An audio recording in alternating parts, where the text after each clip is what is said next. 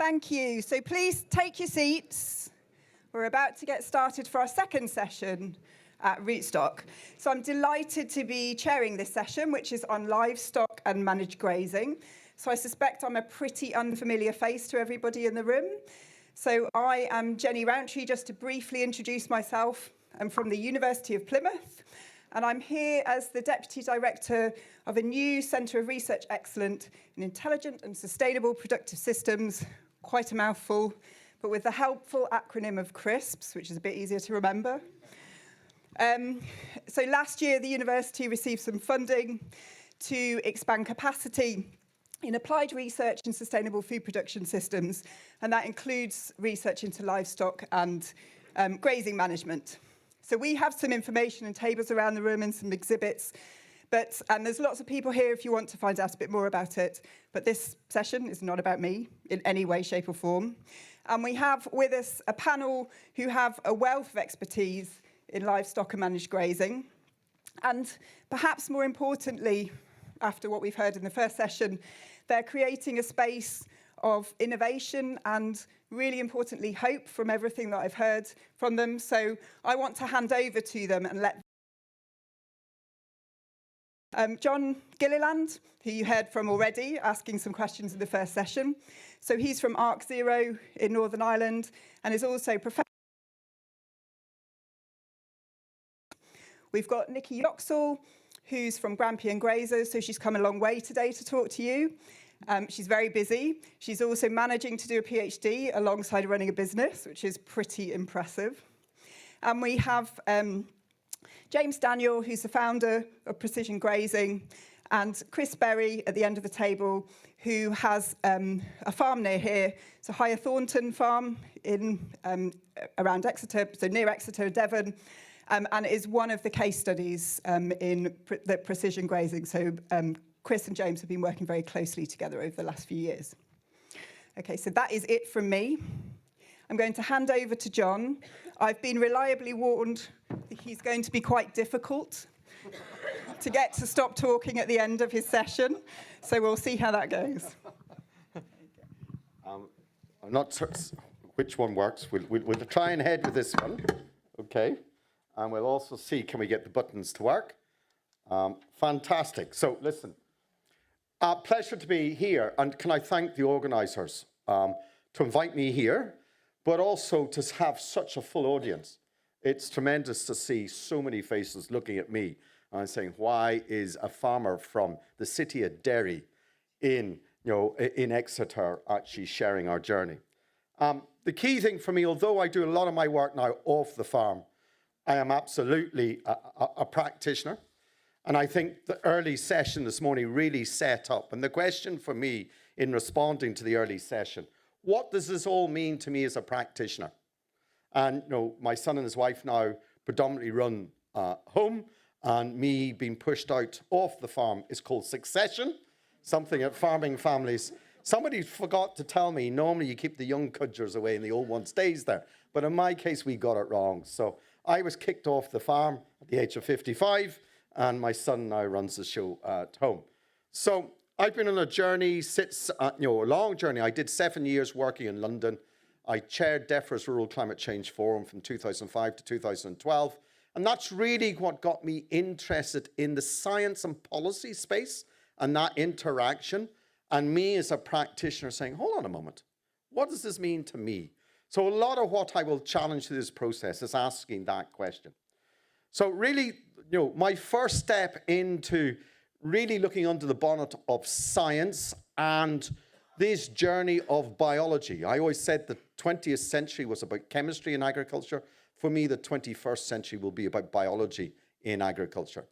And one of my concerns when I started this particular chapter of my life is I saw any amount of passion, but I was really struggling to see the science, the data, and the evidence. And what I wanted to do was actually, could we do it in a systems-based approach? So I was given an extraordinary opportunity in 2013 by a private sector company in Northern Ireland called Devonish. They'd just bought a farm of land north of Dublin on a World UNESCO heritage site. And I was asked to make a ruminant landscape performance house, which we did. And we managed to secure a lot of money out of Europe. I managed to get funding for 5 PhD students with 2 leading universities, Wageningen University from the Netherlands and University College Dublin. And we created the largest ever herbal A multi-species perennial ryegrass replicated trial. And it was quite extraordinary, 32 hectares fully replicated with 4 treatments. And in 1 year, and I'll just say what the 4 treatments were, the old permanent pasture, monoculture perennial ryegrass, 6-way mix and a 12-way mix. And we grazed it, we co-grazed it with beef and lamb, and we took them to slaughter, and we analysed the meat quality as well. So we did from earthworms to omega-3 profile in the meat. Through the highlights, even in the very first year, we reduced nitrogen fertilizer by 65%. I'm absolutely with Manette. I don't know why we're worrying about methane. Nitrous oxide is the one that we should be focusing on. We got a 65% reduction in 1 year. We had a 20% increase in average daily live weight gain. The actual between beef and lamb, 17% on beef and 32% on lamb. We had lambs going to slaughter 42 days early than the other one, born the same day on either side of a wire fence. Okay, that was the scale of change we got. 300% increase in earthworms, 14 times faster water infiltration rate. We put that into a carbon calculator. In 1 year, we got a 26% reduction in greenhouse gas intensity per kilo of meat. What's not on that slide is we doubled our profits at the same time. So for me, what I want to then do is leverage that. I did it on 1 farm. Could I do it in several? So at the opening of COVID, the Belfast government held a competition. It was called the EIV Innovation Competition. And 7 of us came together and we bid in. We secured £120,000. And we said we'd do it in 7 farms. There's the 7, including my own cross-section, beef, sheep, dairy, arable, and some silly idiot growing willow trees. Okay? And I make no bones about it. We started with the economics. We're all business people. And most people, when they talk about net zero and whatever, don't realize there is so much of an opportunity that just makes economic sense. That you should not wait till someone pays you on carbon. It just makes economic sense. This funny bar chart I'm showing, I've pinched from the Republic of Ireland, from Chagas. I use it, not that there isn't good ones in England, but this one's the most colourful. It's impactful. I'm dyslexic. I like colours. Okay? This bar chart here, each bar is a mitigation option. And what you'll see up the y-axis is cost or negative cost, and out the x-axis, you've got the total amount of carbon that you could save. And each bar, so the pale blue one is dairy EBI, so improving genetics. Same with beef.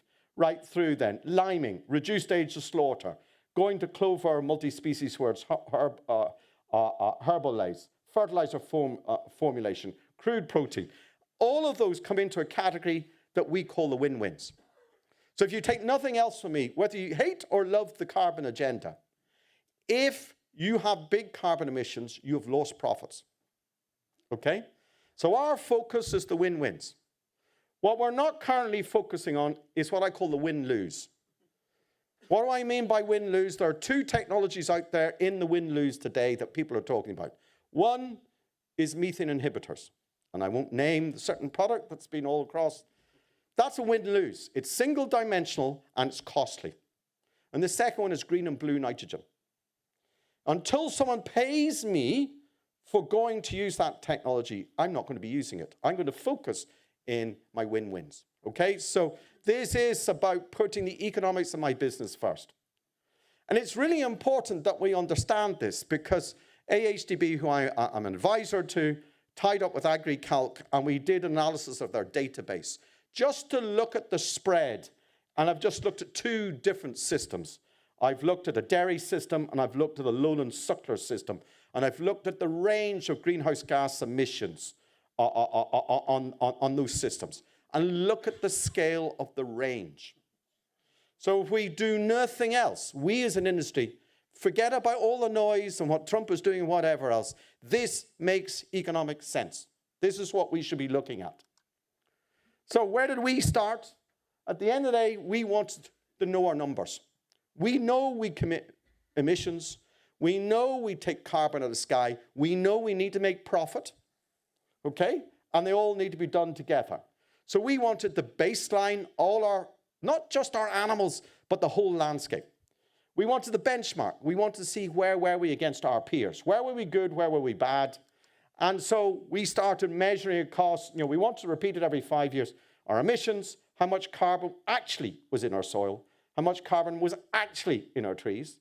We wanted to start estimating what we were sequestering, and we wanted, for the first time, to report farms on a net carbon basis and not on a gross emission basis, to allow us to be deliverers of multiple functional systems and solutions. We don't just create emissions, okay? So it's about getting that right. With that, we had knowledge. And with knowledge, we made better quality decisions. And with that, we drove behavioral change. And at the end of the day, we wanted to do it in a non-carbon vision. And could we deliver other multiple public goods at the same time? So when you do these calculators, and we've already talked about calculators in the previous session, you get your emissions. So there's the 7 farms, the enterprises, their total emissions. There's our total segregation. And really interesting, there's the net position. And when you look at the net position, the first thing you see is no 2 farms are the same. There are no silver bullets. You have to pick that's right for your business, not your neighbors, your business, okay? Some farms will find this journey really easy, and some are beyond net zero today. Minette said it. I'm putting the evidence around it, okay? And most people don't realize, in October, the BBC Country Farm magazine did an 8-page feature on my farm. But it took 6 weeks to get that signed off because they didn't want to believe a livestock farm could be beyond net zero today. Okay? And we have to stand up with our own information and articulate it and win those arguments. The key area that is the poor brethren is carbon stocks. Our measurements up until recently were rubbish. And so one of the key things I focused on in my career is how do I measure it? I had a big bust up in DEFRA in 2012 when the Rural Climate Change Forum was collapsed because we could not agree with government. We said this cannot be a gross story, this needs to be a net story. It's like a balance sheet. You have assets, you have liabilities, and it's actually the net of those is what you want to improve. So yes, I'll reduce my emissions where I can, I'll build my carbon stocks where I can, and it's the movement of that net position is what I'm interested in. So we wanted to go and use smart technology, and the 2 we've picked, one is an aerial survey using LiDAR, which is basically a radar, but we're using laser beams. And we've done it at 40 scans per square meter. And we wanted to go down on our soils to 1 meter deep, not 30 centimeters. On our project, 38% of our carbon was deeper than 30 centimeters. And particularly if you're going to put legumes, things like chicory, things like silver pasture, all those roots are deeper than 30 centimeters. You need to go down for it. So when you do this, what does it look like? So the image you're seeing on the right-hand side there is a LiDAR image of the above-ground biomass, so the trees and hedges on my personal farm. And on my personal farm, we have 5 totally different land uses. We have 250-year-old oak woodland, we have 35-year-old oak woodland, 110-year-old silver pasture, 200-year grazing pasture, and we have 30-year-old short rotation willow coppice for a renewable heat business I used to have. So from that, we can actually digitalize our landscape and start to look at change. And if we repeat this every 5 years, we measure change. And although the algorithms today are not absolutely perfect, the digital image is. So even though our algorithms will get better, I will have, when I do this in 5 years' time again, I will be able to compare and contrast with whatever the best algorithm is on the day. So when you do this, and you do this on 7 farms, the first thing you see, on our 7 farms in Northern Ireland, we had over 500,000 tonnes of carbon already in those farms. We had no idea of the quantity that's already on farms. The second thing I will flag up, in our case now, you can question how good the algorithms are, but we've digitally measured it, and 97% of our carbon was in the soil when we measured to 1 meter. 97% in the soil. And even on my own farm, which you've just seen an image, 80% of it, and I have a lot of trees in my landscape, 80% is in the soil. So much I love trees, if you focus on trees and ignore the soil under the trees, you've made a mistake, in my opinion. So for us, one of the challenges and one of the things I do with AHDB is help encourage government to smarten their inventory. Because if I deliver this behavioral change I want to achieve, currently it cannot be reported. And we have a failure of the reporting mechanism. So, did we get behavioral change when we went on this journey? Well, here's the results of the 5 farms that are not already beyond net zero. We did them in 2021, we did them in 2023. All 5 of those farms reduced their emissions. And the key determining factors, now, it did help the first year we went, and this was the first year of the Ukraine war, when nitrogen fertilizer went to £1,000 a tonne. To wean 2 dairy farmers off synthetic nitrogen over to legumes, at £1,000 a tonne made the conversation easier. Okay? Interesting, Hugh, who's a great friend of mine, Hugh's performance appears there not as good. Hugh has actually done more in going from his addiction of synthetic nitrogen to multi-species swards on red clover, but he got hit with 1 outbreak of dysentery in his dairy herd. And that destroyed all the goodness by 1 outbreak of ill health. So, you know, animal health, plant health, really important on this journey. So this image I'm showing you is the other output we can get from LiDAR. So the same survey, same data set, different piece of software. This funky image is a runoff risk map. So my LiDAR can give you a 3-dimension of your landscape. We do it in the winter time when the deciduous trees have no leaves. I haven't got an answer for coniferous trees, but most of ours are deciduous, okay? And we can see through the trees, so we can see even a hedge or a woodland where the ground is underneath. So in those days of extreme rainfalls, when you've got 1 inch or 2 inches of rainfall, where does the surplus water run and take nutrient or whatever into the river? This tells you. So the yellow and the red on this map is your runoff risk. The difference between the yellow and the red, because we've done precision soil sampling, we know he's got streaks of high phosphate. So the red is where we've got high soil phosphate, and when the soil is waterlogged, some of that phosphate will come up and contribute to the runoff. So this really gets you focused. What it also shows, if you look at this closely, if you had done the same thing, which is plant a riparian strip parallel to a river, 70% of that riparian strip does nothing in the name of improving water quality. Because surplus water doesn't run at a river or stream parallel. It normally runs at right angles. So this tells you exactly where you focus in, and you can measure the number of square meters around it, so you can start to design landscape options. In this case, Hugh decided to do one thing. He phoned me one night, said, right, John, I've made a decision. I said, what's the decision? He said, I've got this really bad field. This is one of 24. And this is his worst field. He said, okay, I've made a decision. You see those weeds you keep talking about? I said, you mean chicory? No, weeds. I said, I think it's called chicory. And he said to me, all right, I'm going to put a field of those weeds in down there. I said, why are you going to do that? Well, he said, you told me Christina Marley in Aberystwyth has been saying, if I use red clover, if I use chicory, I will increase water infiltration rate by 16 to 18 times. I said, well, that is what Christina's work says. Well, that's what I'm going to do. I'm going to get the water into my soils and get that nutrient from my slurry into the soil and not into the water course. And that's exactly what he did. So he made one behavioral change, and in making that one behavioral change, he improved water quality. But at the same time, he went cold turkey. He now uses no synthetic nitrogen fertilizer on this. So massive win for nitrous oxide emissions. Okay? He's improved water retention. So in the few periods of droughts we've got, he can handle that.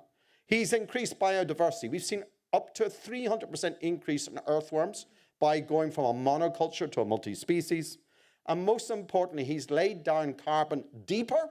The deeper it is, our carbon will never be permanent, but the deeper it is, it'll stay there longer. And most importantly, he's making more money. One behavioral change delivered 6 public wins, and I call profit a public win. So on my own farm I've already highlighted, we've got these 5 totally different land uses. And as someone who advises on policy, one of my concerns about land use change is, do we have enough knowledge that if we change our land use, are we going to something that in the long term will be better? And I wanted to see a landscape that had changed 30, 50, 100 years ago and go in and back measure it. So we tied up with Wageningen University and Research in the Netherlands. I've had 2 master students in 23, 24, and we've gone under the bonnet. And what we really wanted to look is the soil biology. This is the story I believe is not told in ruminant agriculture. And we looked at, first of all, earthworm counts across the 5 land uses. Surprise, surprise, there's one winner. We then looked at bacteria and fungi ratios, and particularly fungi as such. Again, there's one winner. What is it? It's the landscape that has feces been defecated on it. The role of returning bacterial and fungi out of the gut microbiome to the soil microbiome. Take those ruminants off the landscape and you start having problems.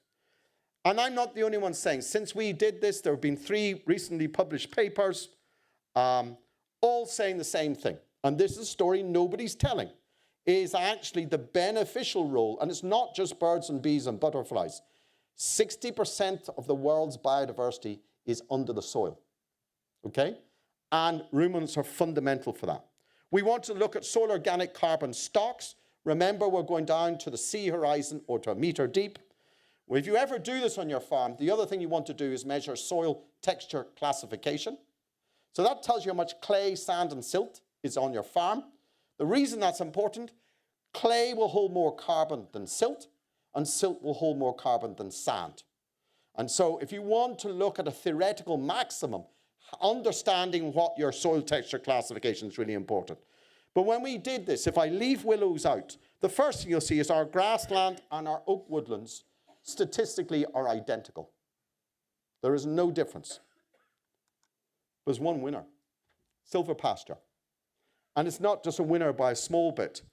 You know, the others are 120 tons, this is 173 tons. So 50 tons more, okay? Why? Complex root architecture. If you've got diversity of plants, so you'll have grass roots, legume roots, herb roots, tree roots. All those plants are photosynthesizing simultaneously. All their roots are exuding root exudates simultaneously. And so you're building up carbon on the length of the soil and not in the top 15 centimeters. So a lot of the negativity about changing the dial on soils is we're not measuring deep enough and we're not looking at plant diversity. We feel that this is absolutely the key to our future success, is land sharing, not land sparing. And I am acutely aware, I have glanced at what was published last week, I haven't read it in depth, but it is very premised on land sparing. And I have to say, everything I'm saying is land sharing. So in finishing, what I just want to say, in the role I play now for AHDB and Quality Meat Scotland, is we're looking to bring this into Great Britain. We've got funding from levy payers to do this on 170 farms, 36,000 hectares from basically Cornwall to John O'Groats. We completely stratified it, geographically spread, enterprise spread, soil type spread, to really build an unprecedented database to which we defend the reputation and to which we build credible policy on the back of as such. And my thanks to both AHDB and QMS for that as such.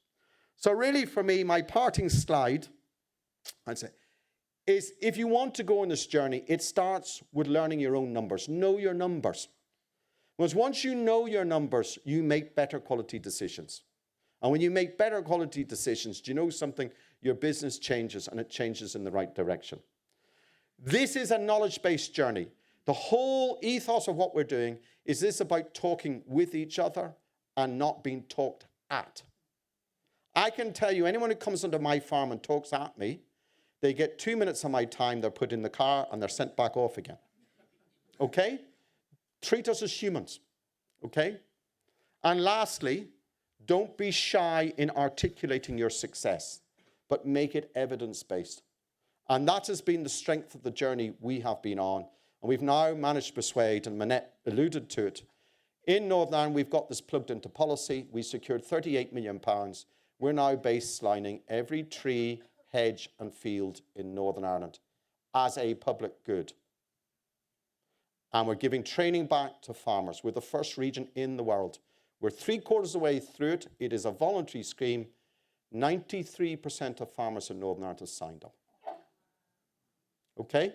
And hence the reason I am not shy when I'm in London, Cardiff or Edinburgh saying, what is not to like about this journey? Thank you very much.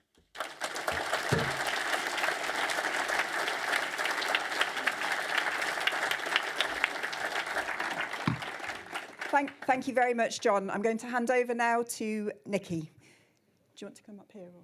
Yeah,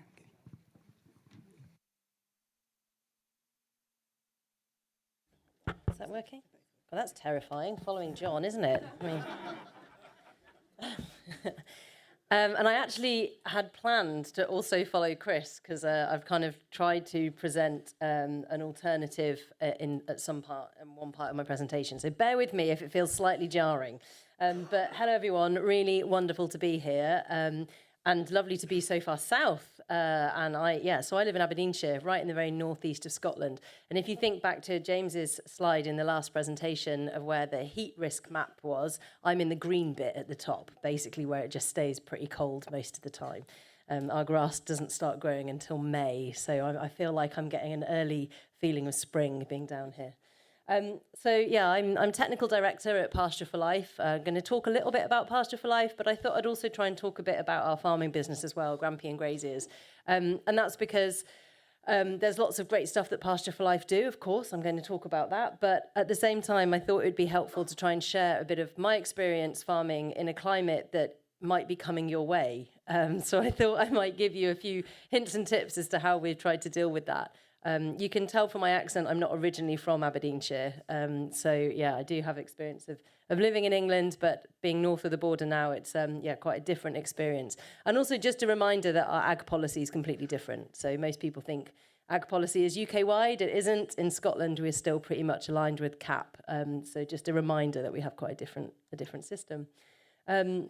As I said, working at Grampian Graziers, we have about 150 hectares under management at the moment. We work in collaboration with landowners, which I'll talk about, but very much kind of limited by landowners looking for often arbitrary numbers about how many animals can be on the ground. We work predominantly with rewilding companies, trying to demonstrate that you can produce really high-quality grass-fed beef finished well under 30 months in a setting that most people think you can only kind of run animals much, much older and that you have to be quite unprofitable. And for us, that isn't the case. We are absolutely about prioritising profit as well as ecological outcomes. In terms of Pasture for Life, who I work for part of the week, we are an organisation that is a not-for-profit. We have about 1,500 members across the UK. We also run a certification scheme. It's only 13% of our members are certified. So basically, if you're interested in pasture and ruminants, then you would be very welcome to join as a member. Have to do my little pitch there, otherwise I get into trouble. We have around also 170 certified businesses, as I said, so this kind of 13%. And it's very much about meeting people where they are and supporting them to improve their practice around grazing. And we do a lot of work in the kind of agri-wilding space, I would say, as well, like people who are interested in kind of rewilding, but also having ruminant outputs as well. And we work across beef, sheep and dairy. And as I said, we have this certification standard. So we currently are producing around, as a certified producer group, if you like, 8.5 million litres of certified milk a year, 17,000 beef cattle, nearly 30,000 certified sheep. We have some massive sheep flocks in Scotland, actually, that have really bumped those numbers up. And we have around 41,000 hectares under certified management, and that significantly increases if you look at our wider membership. And we work very closely with researchers from Reading University, Newcastle, Rothamsted, and where else? Other universities as well, CCRI, who have been undertaking research to kind of understand the characteristics of pasture-fed systems. And I thought it was really interesting, actually. James shared a slide earlier around emissions opportunities for grass-fed or grass-finished beef, and I've been reading that paper, which was predominantly written by colleagues from Rothamsted. Really, really interesting paper. And an ongoing conversation I have with Rothamsted colleagues is their assumptions of pasture-fed beef and our assumptions of pasture-fed beef are not the same animals.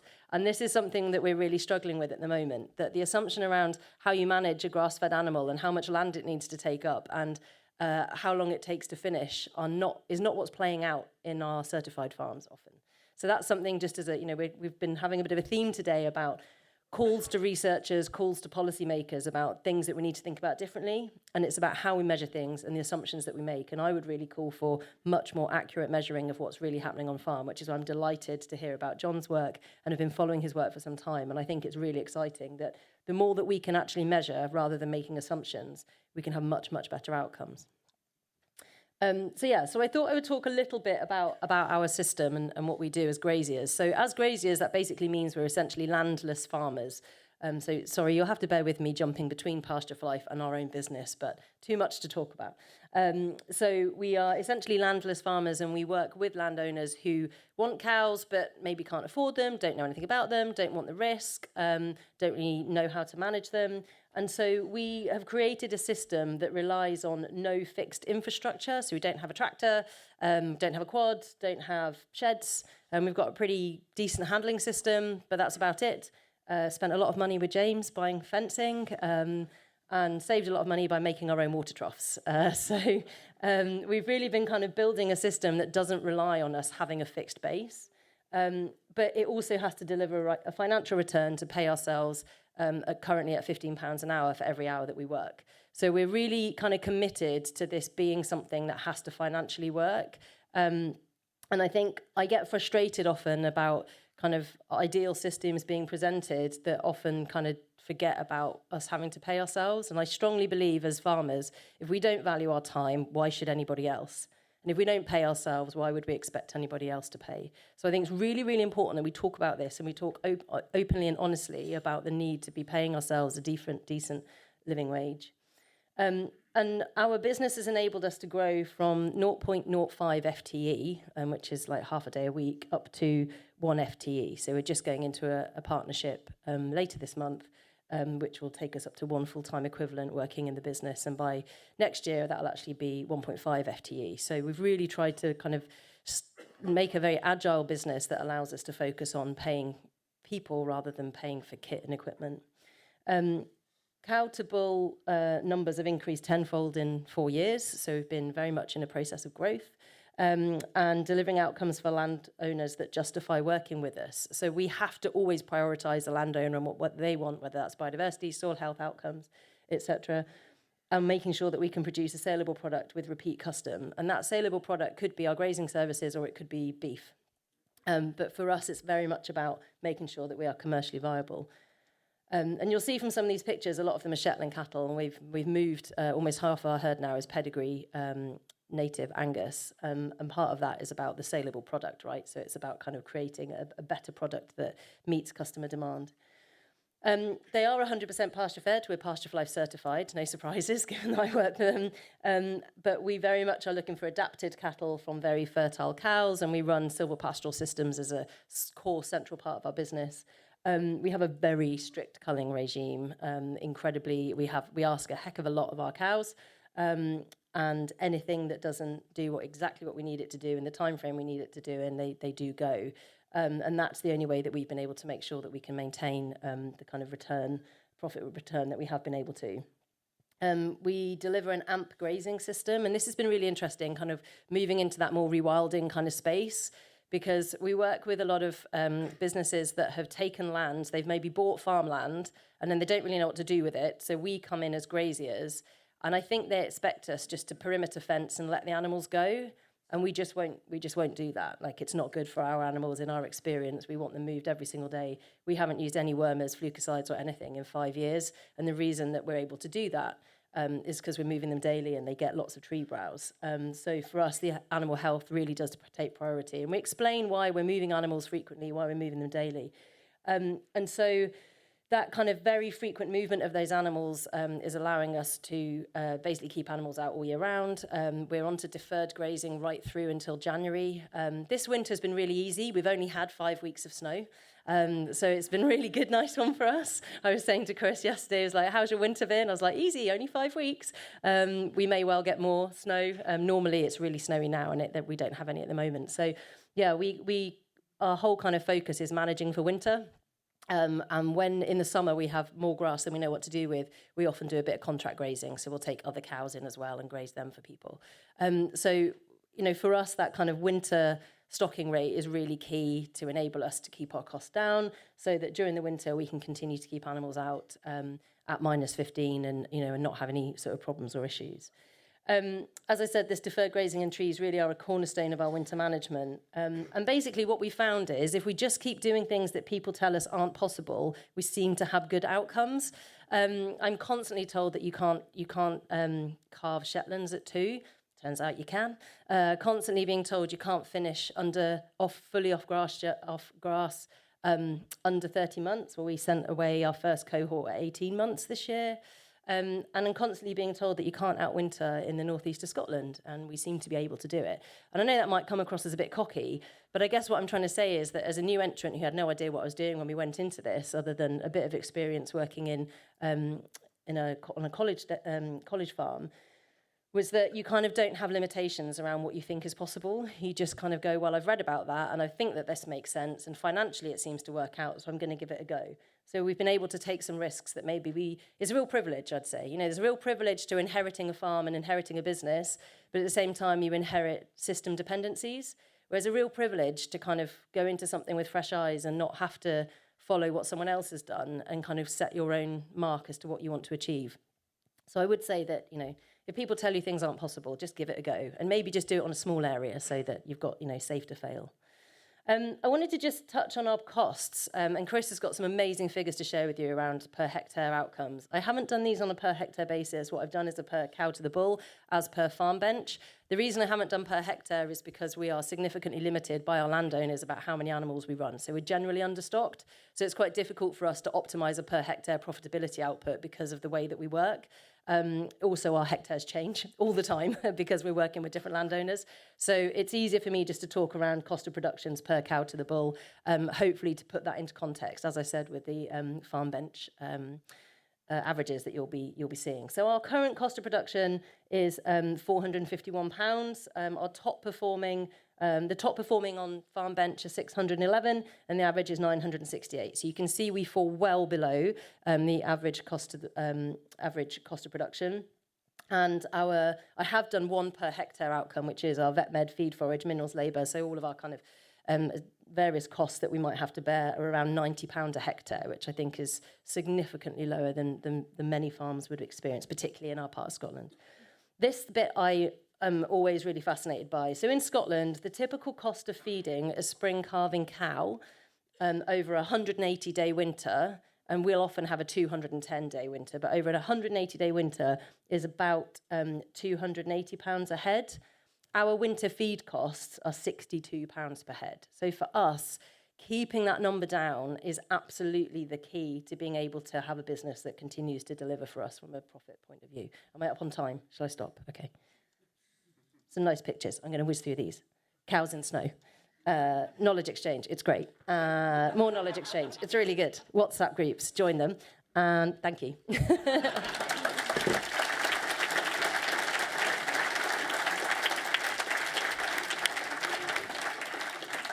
Thank you, Nikki, and apologies for cutting you short and also swapping you into a place you weren't expecting. Sorry. So I'm going to hand over to Chris now, who's... are you going to come up here?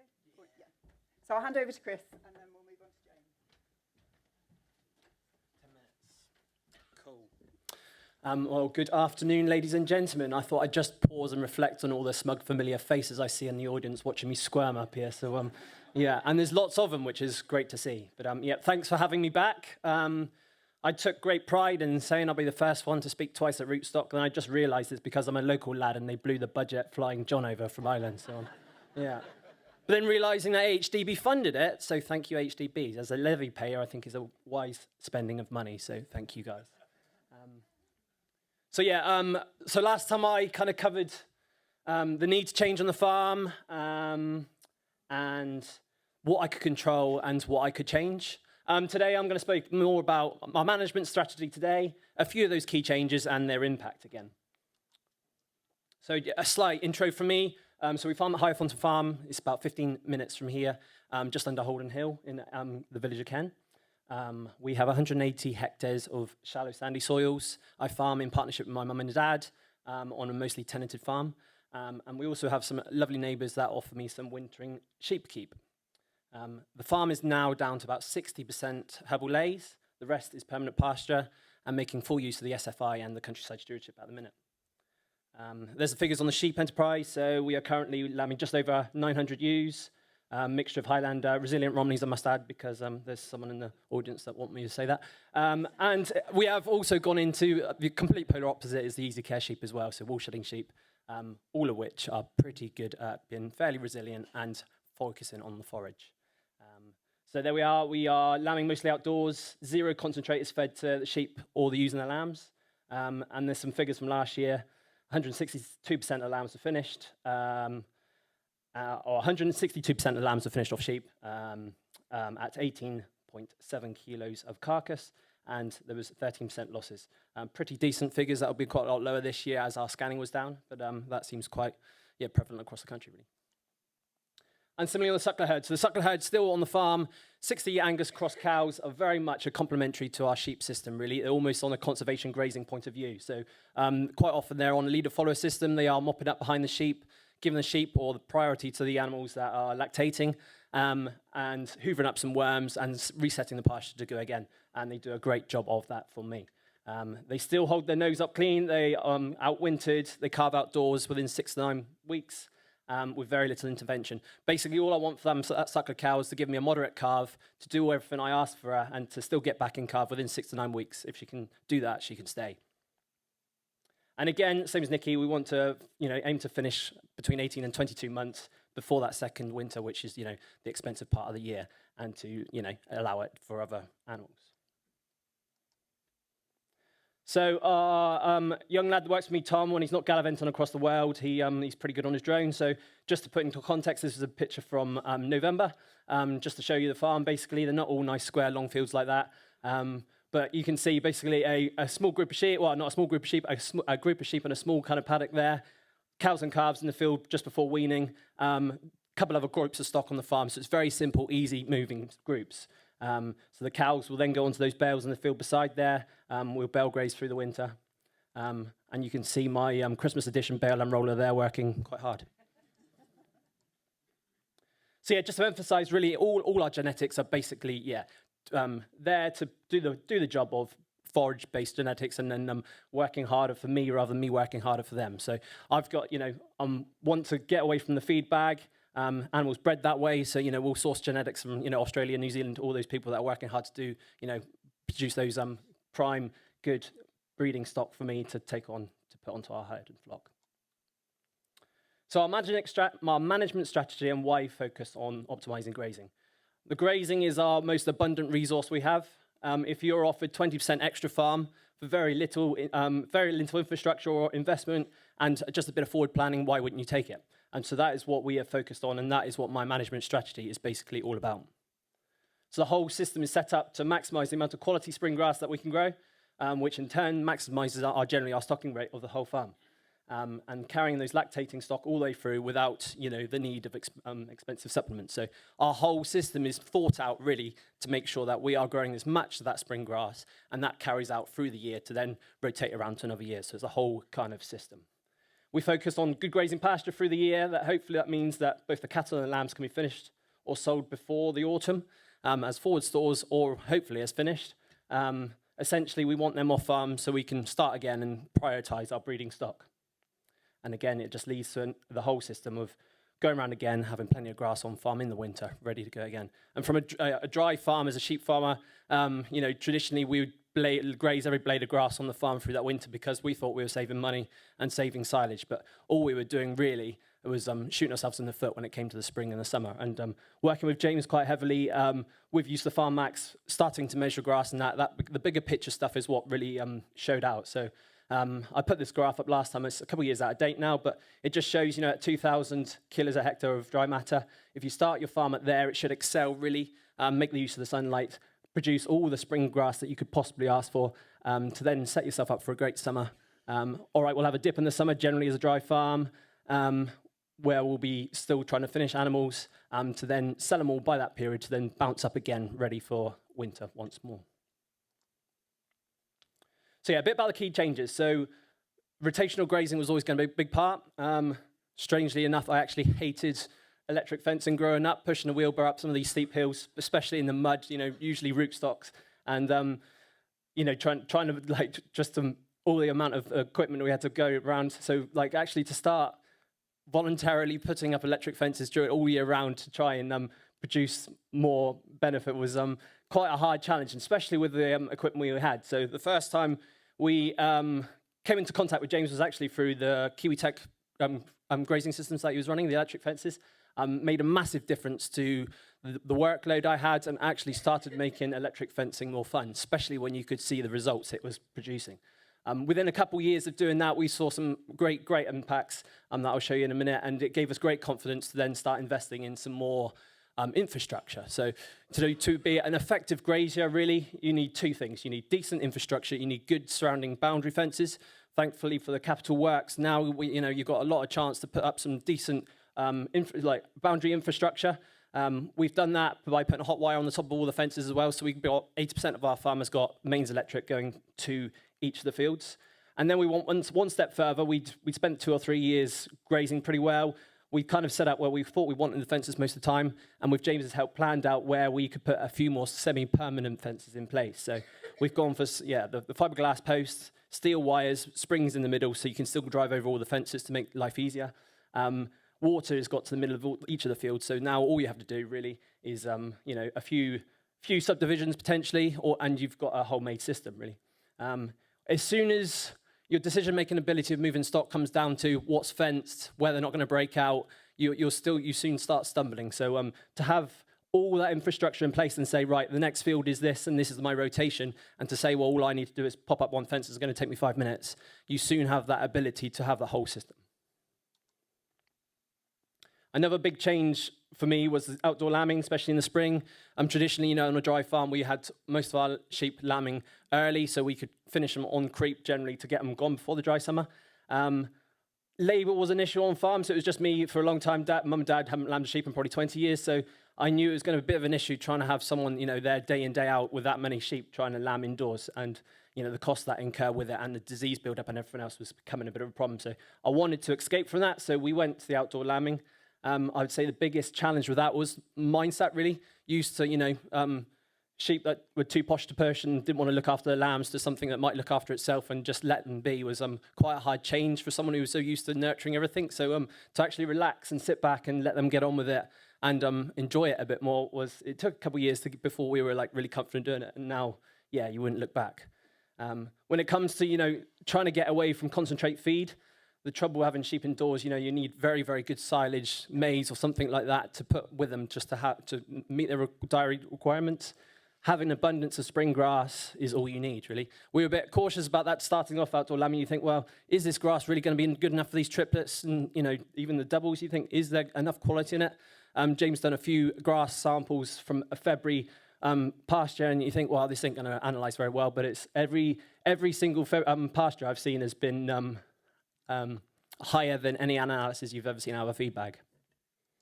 I've been pushed on, so I'll hurry up. But this is the biggest challenge was getting into the summer and the dry period. So what could we do?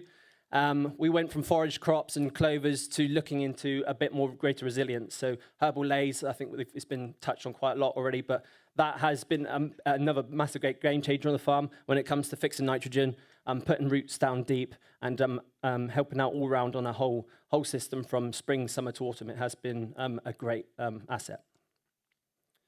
So here's the biggest impacts of change.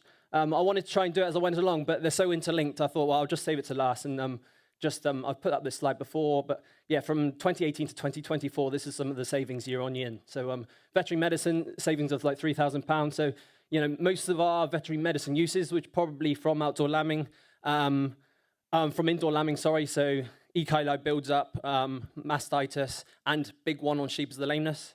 Start rotating sheep, get them away from the trough and get them outdoors, and your lameness is pretty much eradicated overnight. And obviously you haven't got the E. coli build-up. Again, on the feed saving, obviously going from using so much calf creep and lamb creep to U-feed to virtually zero has made a massive great impact on cost savings, as well as the fertilizer. And I think James is going to touch on some of those figures, but the output also went up in that time. So by rotational grazing, by changing our cropping, our diversity, there was a big saving to be had. I haven't added reduction in labour as a cost because it was more about freeing up time for other things that are more fun to do than just working. So to have that spare time to sort of reflect on your farm, to have time to plan it out, is also been a massive great piece. John's touched massively on measuring the environmental benefits. We haven't measured much, but you can see, just from what we're doing, it's changing. Yeah, the fields are abundant, and I'm pleased to say we have plenty of tits. And that's meant to be gold at the bottom there as well. So beyond measure, the optimism and confidence I have now for the system that we've created, I think the greatest resilience piece really is having choices and options and knowing what they are and which levers to pull at what time. And that's made, the ultimate benefit from me personally and the farming system. Yeah.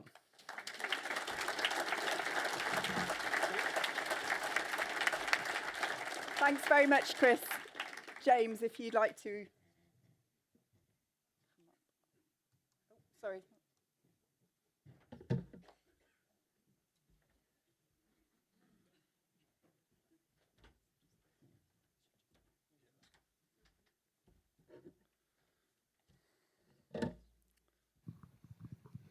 So we'll see if this will work. Yeah, excellent, thank you.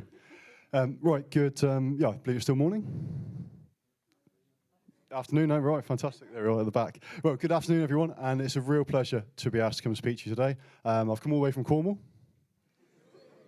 It's mixed, yeah, this response I was expecting, to be with you today, and what a fantastic opportunity. So thank you for the privilege to come to speak. So in my time with you, I'm going to touch a little on the sort of resilience, how we work with farm businesses, and some of the benefits and the impacts we can see that having both environmentally and economically, and use Chris, or continue Chris as a case study for the impact and benefits of some of those changes. So when I think of sort of resilience within grazing systems, for me the word resilience means both mentally and physically. So it's the ability for the farming system to bounce back after a sudden event. It's also the ability for the individuals within that business to bounce back as well. Okay, so if you have a tough year but you can come back at the end smiling and in profit, that should be the goal of our farming systems.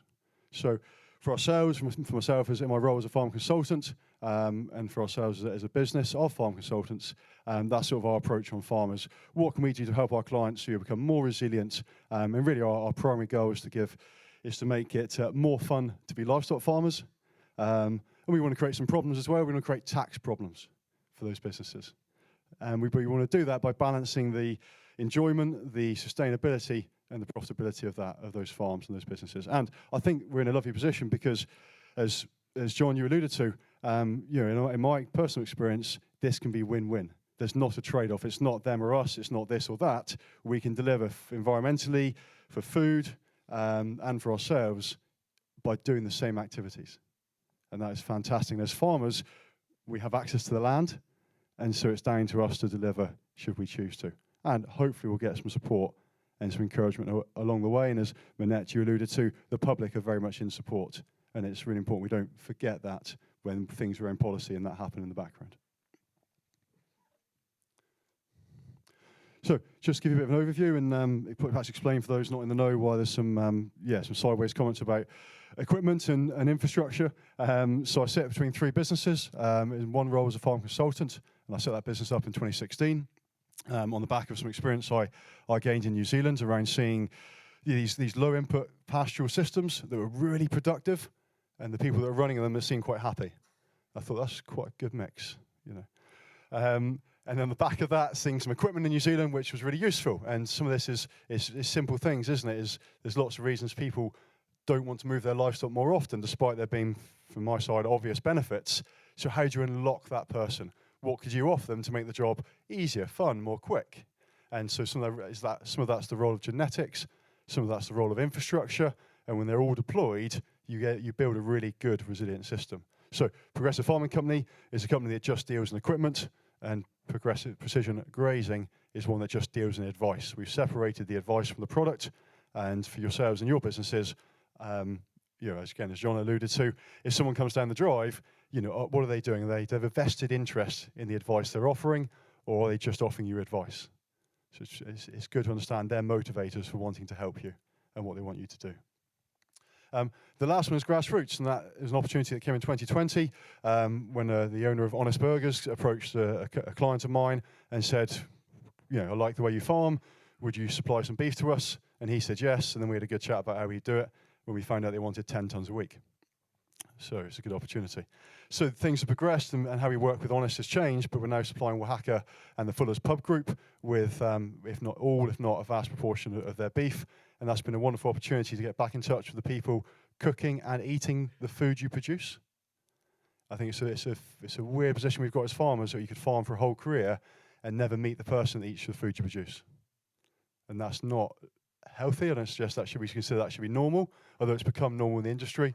So reconnecting people, the people producing, you guys producing the food, with the people that are cooking and eating it, is really valuable.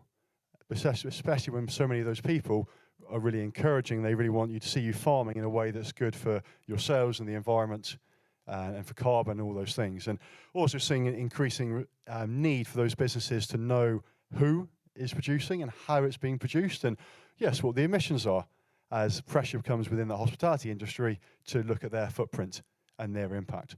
So it's a wonderful opportunity, and actually as grassroots we are looking for more beef suppliers, so if you're interested then come and see me afterwards. Another sort of key activity we do is our sheep and beef discussion groups through precision grazing, and that peer-to-peer support I see as being really important. If we're going to have, as James, great name, alluded to, if we're going to have more climatic events, then that regional knowledge and what grows, what doesn't, and how it works is become really important. So learning that from, someone within your community, big thing. Getting support for change when you're doing something the neighbours aren't doing yet is a really big thing. And so these groups kind of offer that support and advice with it across England. So when I set up the business, and it was 2016, we started to see some policy things coming into the UK and also in New Zealand that was focused on the number of animals being the problem. There's too many cows on that farm. Whereas my experience to date had told me it was how those cows were managed, not the number of cows that were the problem. But when you go to look at the evidence and the research, really hard to find the research and evidence around that supports it's the management, it's the how, not the cow kind of scenario. So opportunity for some funding and to link up with Rothamsted at the North Wyke site and to set up a trial which took a group of cattle, weaned calves in the first year, to take them through to finish, and to split that group into two. For one half of the group to move really often, every 1 to 3 days on a kind of planned rotation, and for the other group just to be left alone and to their own devices, sort of set stocked. And that trial ran for 4 years, and it was heavily instrumented and heavily recorded, and it kind of started to show, paint an interesting picture. The first was the productivity gains, which mirrored what we saw on farm. The issue with what we saw on farm was that it was every year was a bit different, every field was a bit different. It was hard to get kind of quantified evidence that the management change was responsible. The trial kind of gave us that. So from a soils point of view, what it showed and what it suggested was that compared with set stocking, the cell grazing at times caused a much heavier impact on the ground. Okay, so sometimes on the shoulders of the season, after heavy rainfall, they come out of an area and it would have gone a bit brown. And in case of Rothamsted soils, if you've been to North Wyke, it would go very brown very quickly. However, left to recover, by the time it got back around to spring again, that soil structure was comparable with the set stocked areas. So that was key and useful. Nutrient leaching. So you'll see some slides in a minute. The stocking density achieved on the managed grazing areas over the 4 years got to be double that of the set stocking areas, twice the number of cows in that field. However, the nutrients leached were the same. So it's not the number of cows, it's how they're managed that has the bigger impact. And if we can use technology like John is proposing to work out where that runoff is being pointed and targeted and mitigate it there, we can be really successful in this space. Fantastic. So in terms of productivity, what we had the pasture produced, which increased. So the land went through a bit of a transition. This was mainly ryegrass pasture that had been used for silage. So it took a little while to come round to having livestock back on it again. The set stocking pasture production varied on the season, and stayed relatively static over that period. In terms of stocking rate, as I say, by the year 4, so that's all two cohorts of cattle, that increase in pasture production, also pasture quality, enabled more animals to be kept. What had also happened in years 20 to 21 is the second cohort of calves were better suited to grazing, more native bred things, and they came on in a better place and better state. And actually, I believe the rear of those calves is in the room, so thank you, Andrew, for that. So live weight produced and the productivity metrics, well, by year 3 and 4, we'd achieved an increase in live weight per hectare of about 30% more than the set stocked areas, 30 to 40% more. So within 4 years, the same land, the same soil, in essence the same manager, but with a different management policy, had increased their production by 30 or 40% in terms of kilos of live weight per hectare. So as Chris alluded to, he's added an extra 20% on his farm. This achieves something similar. And that's so valuable, isn't it? When your overheads are increasing, how do you offset the cost of insurance, of machinery, of fuel? There's got to be some growth in turnover within the business. But it can't be at the expense of the environment. And that's what kind of this work validated for us, is that we can achieve an increase in productivity without having an environmental consequence. So big picture stuff. What we do as farmers is we convert sunlight to products to sale. Are we a help or a hindrance to that process? You can ask yourself the question sometimes. And in your businesses, where is your grazing dial set to? With 1 being we're doing nothing, and 10 being it's really optimized and we're going to cash in on this opportunity where beef is at £6 something and lamb is pushing £7 and milk's really good. So there is an opportunity to do more and to have more if we elevate our grazing management, and for me that simply means moving stock more often in some sort of planned way. Now I've been given a minute, so what I'm going to do is I'm going to flick through and get to kind of the how to make the change. This is Chris's farm in 2018, and this is it in 2024. He's doubled the number of fields he has, so therefore by default, if you consider he's reduced the number of groups on farm, on average, the animals on the farm have to move more often. The fields are smaller, the groups are bigger. He's therefore, by necessity, gaining more benefit. He's growing more pasture. The fact he's growing more pasture has enabled him to reduce his inputs. Those inputs were expensive. So that's where his economic gains come from. And we'll flick through those. It's interesting, I gave the guys at the back a copy of the new slides, and they've given me back the copy of the old ones. So that was a nice trade. So there we go. We'll see if we go back to there. Okay, yeah, and we've missed a slide as well. Fantastic. So there we go. At the end of the day, then, what if you're going to make change? How are you going to do it? Well, quite simply, if you're going to change your farming system, as you know, it requires effort. It requires physical and mental effort, and it requires maybe some cash as well. So the question is, where is that going to come from? What are you going to stop doing in order to give yourself the time and space to do something different? And things like simplifying the number of groups, adjusting the system to lamb or calf when the grass starts growing. Chris not spreading fertilizer probably saves Chris 40 hours a year not driving the tractor to spread fertilizer. So then that gives him more free time or more time to think and plan to save more time. So it's wonderful what time you can unlock if you start to unlock these systems.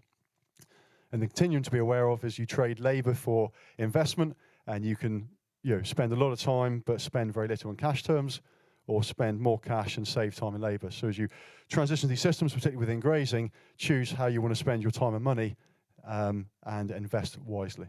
Thank you.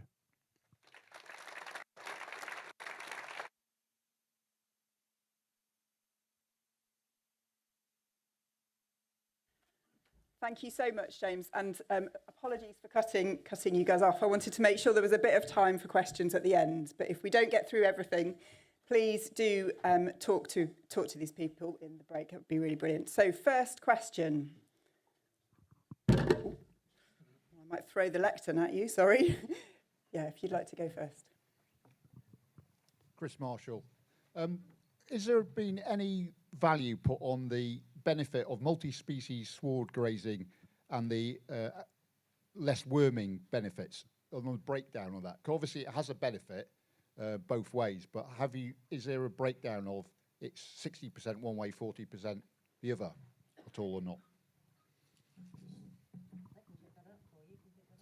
Is it on? Can you hear? Well, we've done an on-farm trial this year, actually, that put 4 different forage crops together. So we had a kale crop, a ryegrass clover crop, a chicory lay, and a herbal lay put together. The results were quite mixed, really. The egg counts we find that we measured with were very, very similar. So there wasn't anything to say necessarily on that trial that there was a massive, massive benefit. But it's the whole big picture thing, I think. I'm definitely sure there is a benefit. The higher grazing target that you go for as well, is bound to make a benefit. And just on farm myself, all right, we've got a mixed farm and I put the cows behind the sheep, but we have seen a massive great reduction in the drenching since we've had herbal lay. So and that's partly down to the fact that animals are finished so much quicker, so you don't need to use so much. So it's all those bits together, I think, which makes the biggest difference. There's some research that's been done in Northern Ireland, the Republic of Ireland, and also in Scotland. Try and remember, Katerina, do you know her, John? Theodamalu, I think, and then Spiridula Anathusida. So 2 very excellent named researchers who are working on this. They've been particularly looking at multi-species swards in relation to high tanning content plants, and then the influence that has on the reduction in need for worming. And there's also currently Morden Institute in Scotland are doing some work on this as well. So yes, the answer is yes, it has been done. Most of it is being done on research platforms though. So sometimes what we generally find is that there will be a set of results that come from that. They don't necessarily translate straight across to the farm, but there's definitely an improvement in the amount, or reduction, if you like, in the amount of worm treatment requirement. The piece of work, just to say that at SAC, so in Scotland, that they've been doing is more about more focusing on just targeting worming. And so what they found was putting sheep through weigh scales and just determining a cut-off date, cut-off weight, and anything under that got wormed. And then they applied that to a mixed species sward, and fewer animals required worming. So it wasn't kind of, so it's kind of a 2-part project. But if you come and find me at some point, I can put you in touch with the researchers if you're particularly interested. So we tackled it in a slightly different way. In our trials, all our sheep, we analysed the feces through feck packs. And so we have a real problem resistance to anthelmintics at the moment, particularly in Ireland and particularly in sheep. And what we found over 4 years, the ones in the multi-species swords, feck pack said we didn't need to worm, and we didn't. And in the case particularly of the monoculture perennial ryegrass, 2 years we had to worm twice. And I will argue the 32% difference in average daily live weight gain, parasitic worms were part of the penalty. I can't say how much. We did a lot of soul searching. Was it just on parasitic worms? I think in multi-species source, the fact you're eating, you don't graze it so tight helps. But we also think there's immunity coming through, certainly in the sheep, there immunity coming through their mothers, that the milk was of better quality. And so we think it was a collection of issues rather. Interesting, on my own farm, we're doing something peculiar. We're grazing willow trees with cattle at the moment. And willow leaves are full of tannins. And certainly, again, it's observational. We haven't got the science behind it. We were doing it for another reason. Condensed tannins reduce methane. And you might have seen one image there where we had a green feed unit sitting in the middle of my field. And that is, we've now recorded the 27% reduction in methane on a daily basis, grazing willow against grazing grass. And I just think there's a lot more to come through in those biological measurements. Our problem is, there's no, from a commercial point of view, if you compare where DSM went with Bovaer compared to what we're doing, they're a multinational with bottomless pockets that can do that. We're not, and because it's a nature-based solution, nobody wants to fund the research. And it's really hard to get nature-based solutions funded to get the science good enough to present to the IPCC to get an emission factor. And that's one of our biggest problems on nature-based solutions. Thank you. I think there was a question over here. A question for John, really. The carbon which is stored in the ground and stuff like that, they're sort of arbitrary numbers to a bloke like me. By storing a ton of carbon in my ground, am I doing good? Am I doing bad? Am I allowing you to come to go on your American holiday? How does it all stack up? Can you put some proportion to that for me, please? Well, first of all, I think it's really good if you go and find out what you have got and where, okay? And I think for me, the personal revelation was actually seeing my extreme from my silver pasture downwards, okay? That in itself was fascinating, because if eventually someone genuinely is going to pay me properly for an increased ton of carbon, then I'm all ears, okay? And just remember, there are 2 key geographic regions of the world that are already doing it. Australia already has the Australian Carbon Credit Unit, single federal certified system, and that's up and going. The European Union next year will start the single certification, what do they call it? The single certification carbon removals framework, okay? That will go live next year with a register in 2028. So we're not having this discussion, I have to say. So the key thing you want to understand is not necessarily what you've got today, but if you do the baseline, what you will have in 5 years. Will you have more or less? Because the one thing I'll say, and this is the bit that DESNF really gets hung up on, the carbon you and I have under our feet is never permanent. It's biology. And part of the problems we currently have in London, only the UK would divide the custodianship of the greenhouse gas national inventory across 2 government departments, DEFRA and DESNF. DEFRA's view on carbon removals is they will only recognize permanent. Now, our carbon can never be permanent. But what you can deliver is a measuring, reporting, verification system every 5 years that checks what the journey is. And that's what the Australians have done, and that's what the Europeans are going to do. And currently we can't get, I sit in the Carbon Removals Task Force, and I have pleaded, shouted, screamed, made myself a pain in the backside. Please, can we have DESNF at the table, as well as DEFRA at the table, to actually allow a pertinent conversation called carbon farming, which is exactly what the European Commission is doing, and is exactly what Australia is doing. And, Manette made a mention about Australia earlier on. I had the pleasure of being a keynote speaker in Beef Australia in Queensland last May. And their pasture-based agriculture, 98% is beyond net zero today. Anyone else want to comment? I think we have a question down here. Hi there, Peter Green. I'm a beef farmer from Falmouth and host of the Farming Focus podcast for Cornish Mutual. More of a holistic question for the panel. All of your objectives seem to require a change in mindset. How important is this for achieving your goals, and how can we as an industry make sure that we are bringing people along and that they have a changed mindset?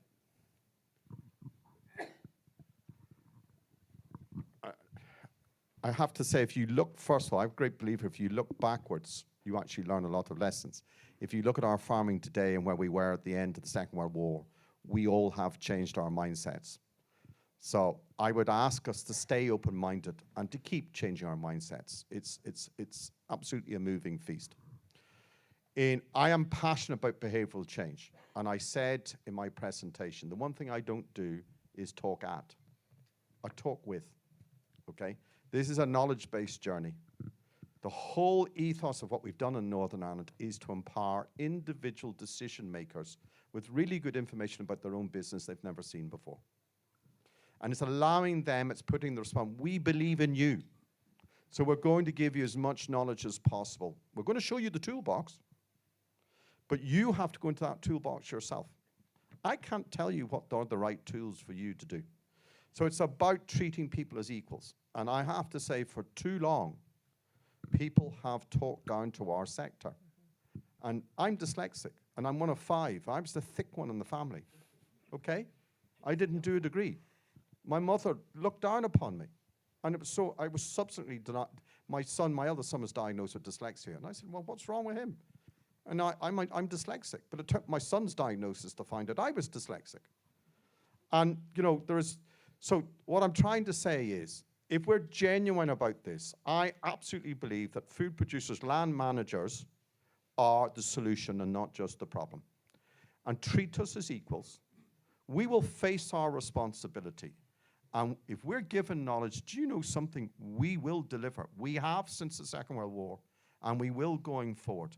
All I want is a just transition. Because at the moment, this deck is stacked really largely in one way, and it's particularly anti-animal agriculture. And I believe so unfairly. And so I'm a grandfather, I've got 4 grandchildren, and I have to say, for me, I've decided that the latter part of my life, actually, I do want to make this world a better place. Because when I hold them in my arms, you know something? They've come into a world that is fairly awful at the moment. And it's going to take people like us to give leadership and stand up and actually drive this change. And I'm a great believer that we as farmers should take the initiative and get ourselves on the front foot. We've been on the back foot for too long.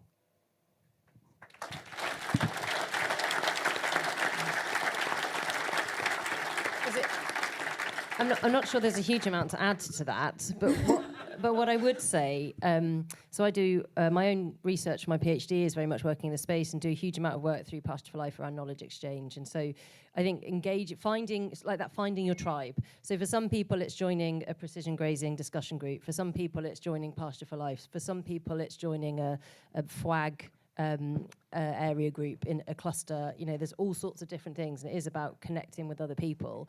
Something that I've had to learn is I'm one of the most impatient people that I know, and I'm also quite reckless. And so I'm quite happy to make change. I love change and I love chaos and I'm happy thriving. A lot of people aren't. And I think sometimes we have really high expectations that people will change as quickly as we want them to, need them to, or as quickly as we do if we're already somebody that's doing something different. And I've really seen that it can take some farmers, you know, a few years of coming to events, talking to people, maybe visiting a farm, quietly just learning a few things here and there to make a little change. And we shouldn't be negative about that. We should be really supportive. And I think it doesn't matter whether, you know, you've got people like me going, oh, well, I was told you couldn't calve Shetlands at 2 and hey, we're doing it. Or if it's someone who's decided that they're going to put, you know, split a field in half. It doesn't matter how extreme the change is. We should be supportive of any change at any point in the system, in the process of change. And I think that finding ways to better support and promote that and lifting more people up. I'm privileged to come and talk at lots of events, but ultimately I'm sure people are probably getting quite bored of what I have to say. And I think the ability to bring more people into the fold, create the confidence that more people can change, that share their story, more opportunity to get people on a podcast, for example, talking about what they've been doing would be great. Yeah, I'd echo the words of both of those. Echo both of those, the words both. And I think we should also acknowledge the role that you know, key people within the industry are playing. And John, but I think we could agree with being one of those at the minute. And so it takes real tenacity and determination backed by good data to go forward to these people that hold the policies or hold the money and get them to change. And so, you know, what John's doing is really commendable. And I thank you, John, for what you're doing for the sector. And I think it's good that we need a positive voice. We need to know that we are the solution, but we need good data to back it up. And we need to show we have the ability to make change. Now, as Nikki said, that doesn't have to be tomorrow, but it has to be, you have to agree that you could and can change and are willing to listen to change and are willing to adapt, because of course we can adapt, we'll survive and we'll adapt, but it's having a positive outlook and approach to doing it, even if you agree, acknowledge you want to do it at your own pace. So there's lots to be positive about, and it's a shame that that's some of the policy pieces, you know, keep that, you know, maybe communicate that negatively, but within the industry and the reason within the group of people here today, there's lots of good things happening. And the really exciting thing is we're getting good data now to back up and support those good things. So we shouldn't be shy in sharing our success. Anyone that goes on holiday, takes time away from the business, shout about it, encourage others to do the same if that's what's right for them, and share your successes and your failures. Thank you. Did you want to add something, Chris? Really quickly, yeah, just saying, yeah, open-mindedness and, yeah, to be able to change is important, and surrounding yourself with people that will, yeah, celebrate your successes and help you through your challenges, I think is vitally important. And, you know, that's what discussion group does, and, you know, people in this room and this, you know, seminars like this makes a massive difference. So. Thank you very much. I'm afraid we've run out of time. Yep, go ahead. From the other side, I think, I'm a new entrant, I've been farming for about 3 years. The great thing about this space is that everyone's excited about what they're doing. So if you hear of someone doing something, get in touch with them. Social media, find a website, something, because generally they say, great, come and see what we're doing, and they'll share their failures with you. So don't be afraid to reach out. this change is an exciting thing to do. And as Chris said then, Chris very kindly had me on his farm a while back, you know, they're happy to talk about what's happening, what the failures are, what the positives are. So do just reach out to anyone you hear doing it, because pretty much every time they'll get back to you and say, yeah, come and have a look. Thank you very much. That's a really great place to end. So I'd like us to thank our speakers on this panel, please, and please do come and speak to them in the break.